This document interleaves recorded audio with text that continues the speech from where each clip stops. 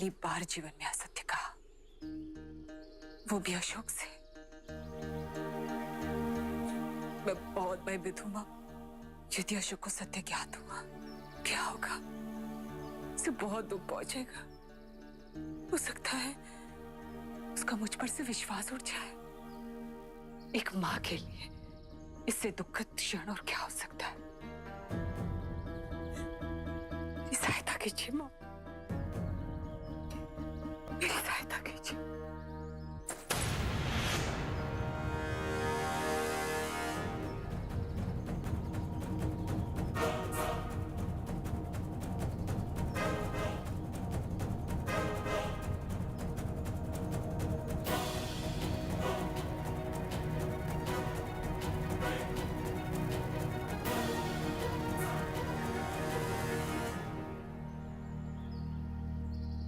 हे शूलधारिणी, जब जब धर्म पर संकट आया है, आपने स्वयं शक्ति का रूप लेकर पापियों का संहार किया है। आज मेरा पुत्र आहत होकर भी न्याय के लिए लड़ रहा है। उसे आपकी शक्ति की आवश्यकता है। उसकी रक्षा कीजिए। जब वो विजयी होकर लौटेगा, मैं स्वयं उसे सत्य बता दूंगी। मेरे असत्य कहने का दंड मेरे पुत्र को मत दीजिए मां। मेरे पुत्र को मत दीजिए।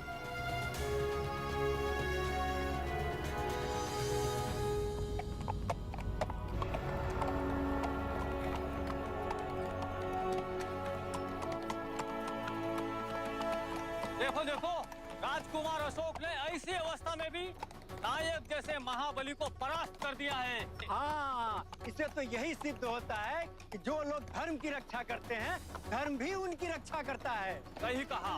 और जिस व्यक्ति में इतना साहस है, तो देखना वो हमें मुक्ति अवश्य दिलाएगा। जय जल्दी, जय जल्दी, जय जल्दी, जय जल्दी।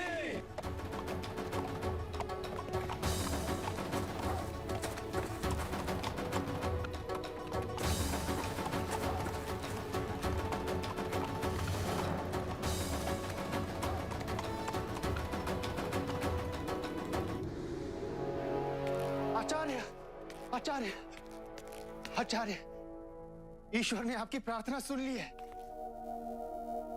अशोक ने कौरवों की रक्षा कर ली है, अर्थात नायक पराजित हुआ।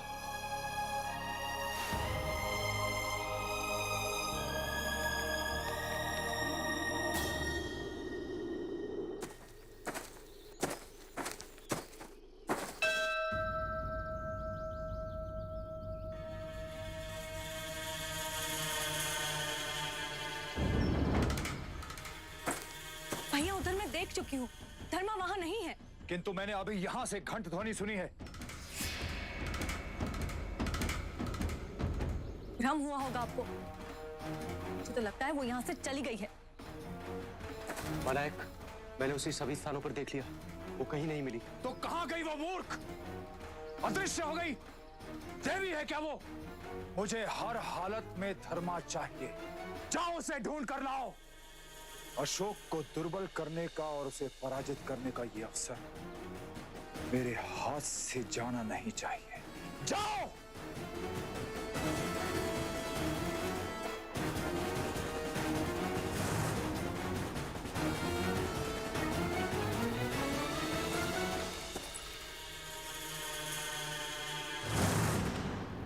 आचार्य देवव्रत ने सत्य कहा था।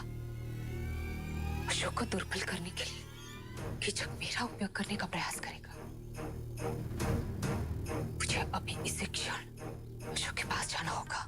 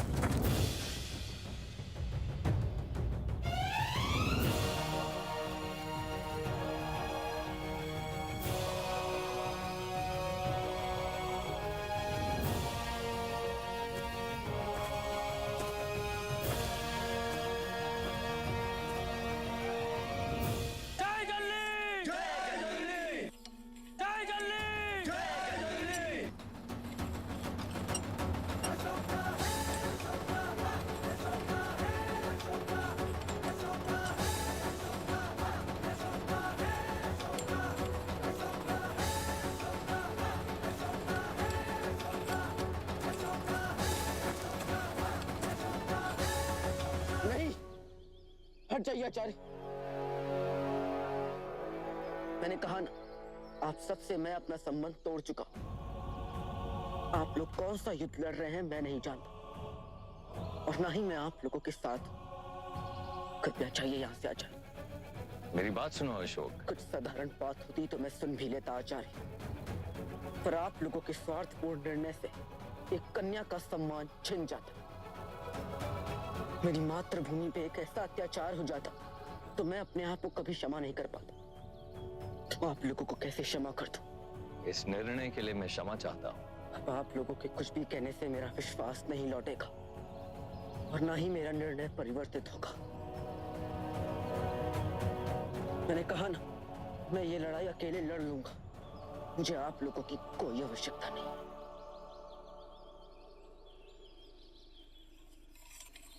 देवनाम प्रिय देवों का प्रिय देवनाम प्रिय देवों सा प्रिय वो कहलाए।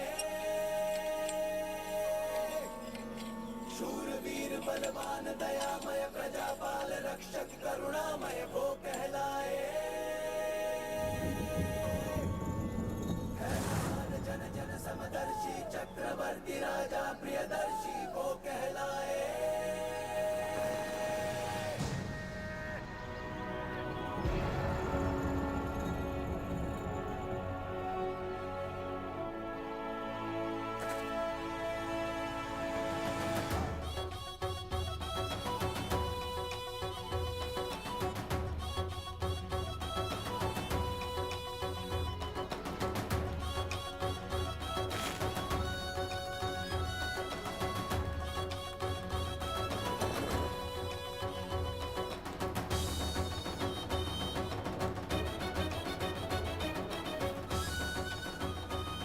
जय जननी, जय जननी, जय जननी, जय जननी।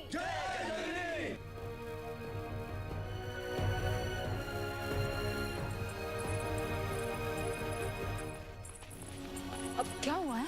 आज राजकुमार अशोक ने एक और विजय अर्जित की है।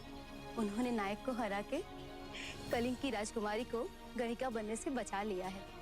आज हमें विश्वास हो गया कि तक्षशिला के मुक्तिदाता वही बनेंगे। यही नहीं, आज एक कन्या के सम्मान की रक्षा करके उन्होंने सभी पुरुषों को स्त्री का सम्मान करने को प्रेरित किया है। आज हमारे समाज में जहां स्त्री केवल शोषण के योग्य समझी जाती रही, राजकुमार अशोक ने दिखा दिया है कि स्त्री के प्राणों की रक्षा करना प्रत्येक मनुष्य का कर्तव्य है। धन्य है वो माँ जिन्होंने अशोक जैसे पुत्र को जन्म दिया है।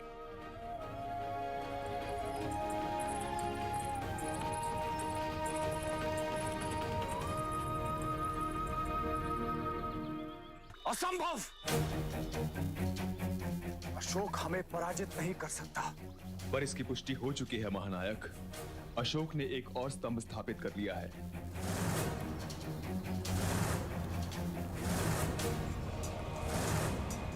जब अशोक कौरवाकी को लेकर जा रहा था तो अग्निबाहु क्या कर रहा था? अग्निबाहु जी को अशोक ने बंदी बना लिया था। रस्सी से बांधकर पूरे नगर पथ पे घुमा रहे थे वो उन्हें, जैसा कि हमने कौरवकी के साथ किया था। इसका अर्थ है कि नायक जीवित नहीं है, क्योंकि अगर नायक जीवित होता तो कभी ऐसा अनर्थ नहीं होने देता। जब मेरी अपनी बहन नहीं सफल हो पाई तो फिर नायक से विजय की अपेक्षा रखना उचित नहीं। अब मैं स्वयं जाऊंगा। आज आहार होगा या पार।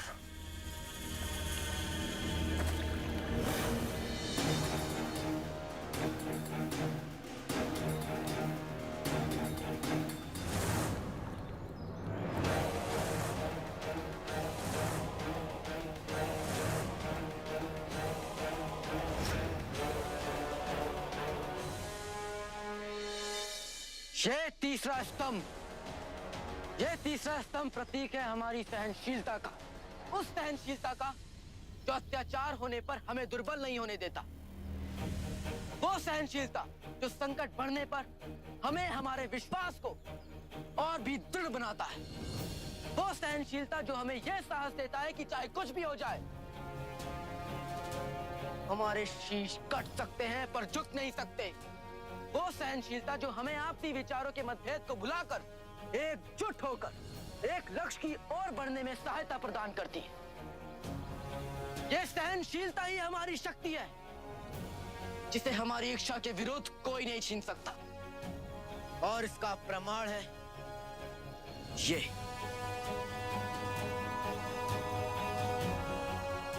राजकुमारी कौरवकी, जिन्होंने इतना कुछ सहकर भी कीचक के समक्ष पराजित स्वीकार नहीं की। इन्होंने ये सिद्ध कर दिया है कि स्त्री को दुर्बल समझने वाले कितनी बड़ी भूल कर रहे हैं। आज मैं आप सबसे यही कहना चाहता हूं कि जिस भूमि में स्त्री का सम्मान नहीं होता, वो भूमि कभी भी प्रतिष्ठित नहीं हो सकती। मैं धर्मपुत्र अशोक मौर्य इस सहनशीलता के स्तंभ के नीचे ये प्रतिज्ञा लेता हूँ कि मैं एक ऐसे अखंड भारत का निर्माण करूंगा जहाँ नारी का सम्मान हो, जहाँ नारी को उनकी समानता होगी, जहाँ उन्हें मुक्त वातावरण मिलेगा, शिक्षा मिलेगी, अपना सम्मान स्वयं परिभाषित करने की स्वतंत्रता मिलेगी। एक ऐसा भारत होगा वो जहाँ स्त्री को केवल पुत्री, पत्नी, वधू इत्यादि के रूप में नहीं, अपितु उसके अपने अस्तित्व के रूप में जाना जाएगा। एक व्यक्ति के रूप में देखा जाएगा, समझा जाएगा। जय जननी, जय जननी, जय जननी, जय जननी, जय जननी, जय जननी, जय जननी, जय जननी, जय जननी। तुम जीवित हो तो फिर अशोक पराजित क्यों नहीं?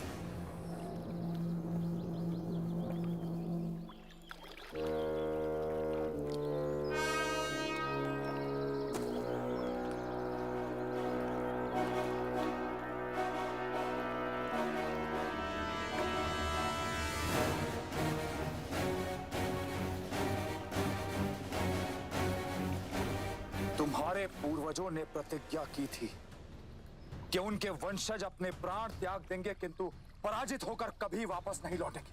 किंतु आज तुमने ये तलवार मेरे पैरों में रख के अपने पूरे साम्राज्य को अशोक के सामने नतमस्तक कर दिया। नायक, इसकी भरपाई तुम कैसे करोगे? बात केवल बल की होती तो मैं उसे पराजित कर देता महानायक, पर वो वीरता, वो साहस। वीरता, साहस, ये एक ऐसा योद्धा कह रहा है जिसे आज तक कोई भी परास्त नहीं कर पाया। तुम्हें उस बालक के समक्ष नतमस्तक होके लज्जा नहीं आई नायक? तुमने आज अपनी पराजय स्वीकार करके उस अशोक को सबके समक्ष इतना बड़ा बना दिया है कि अब उससे सब भयभीत होंगे।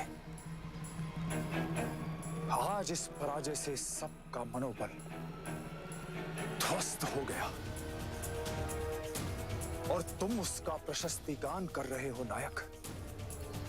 मैं जानता हूं महानायक, मैंने आप सबने मुझे निराश किया है, सबने।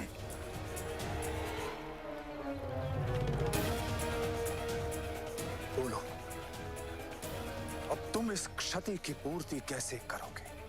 बोलो नायक।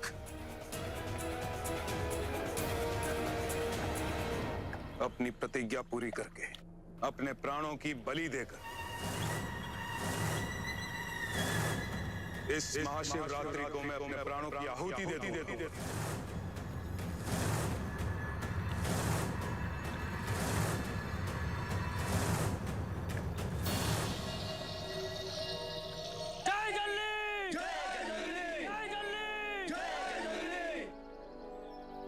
जय जननी, जय जय जननी, जय जननी, जय जय। नहीं राजकुमार, आप धर्मपुत्र हैं, आप दयावान हैं, और अभी अभी आपने समस्त लोगों के सामने आपने स्त्री के सम्मान के बारे में जो 2, 4, 8, 10 शब्द कहे, उससे मेरा चंचल चितवन भी स्थिर हो गया।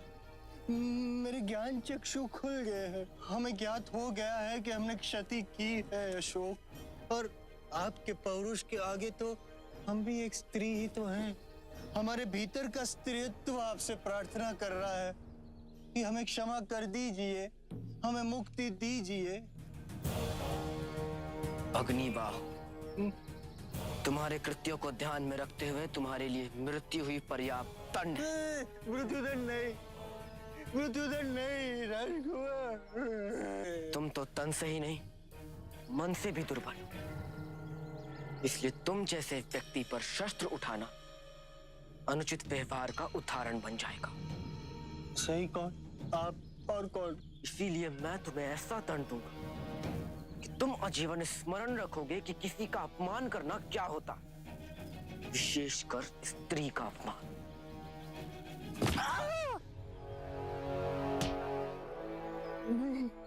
क्या कर रहे हैं आप? ये मेरे केश, केश!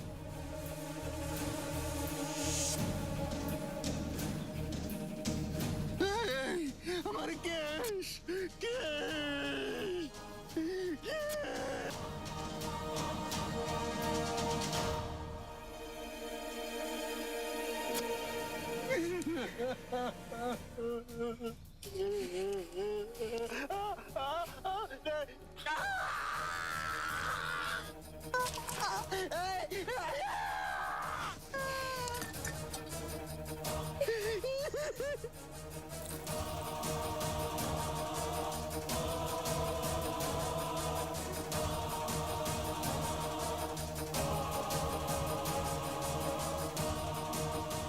एक स्त्री के अपमान में सम्मिलित होने वालों को या उनका अपमान देखकर मौन रहने वालों को यही दंड दिया जाएगा, यही दंड।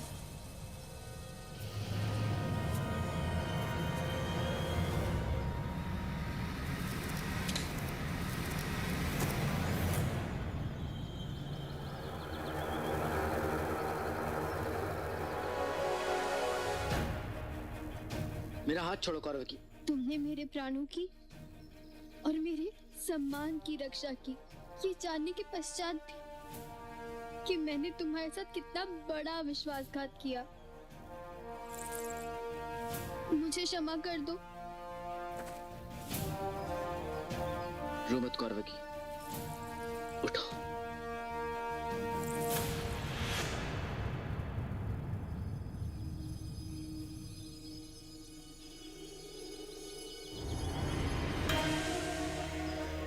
मैंने तुम्हारे लिए जो भी किया वो मैं किसी भी स्त्री की रक्षा करने के लिए करता,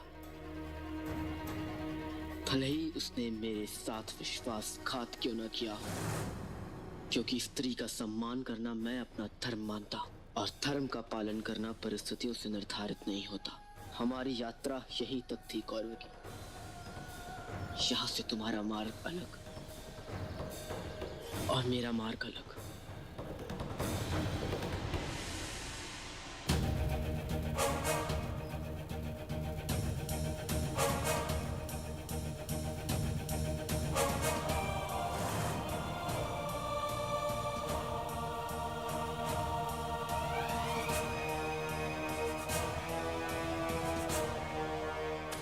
For more updates, log on to colorstv.in.com. Like us on facebook.com/colorstv. Follow us on twitter.com/colorstv. For more updates, log on to colorstv.in.com. Like us on facebook.com/colorstv. Follow us on twitter.com/colorstv. For more updates, log on to colorstv.in.com. Like us on facebook.com/colorstv. Follow us on twitter.com/colorstv.